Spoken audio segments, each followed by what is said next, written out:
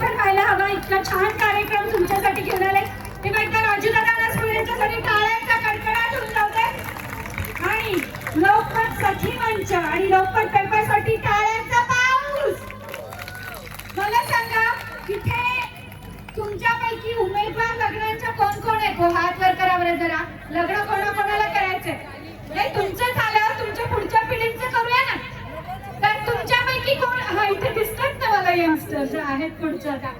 आणि अर्थात आहेत ना. वाव, तुमच्यासाठी मी आता विवाह मंडळाला घेऊन येते.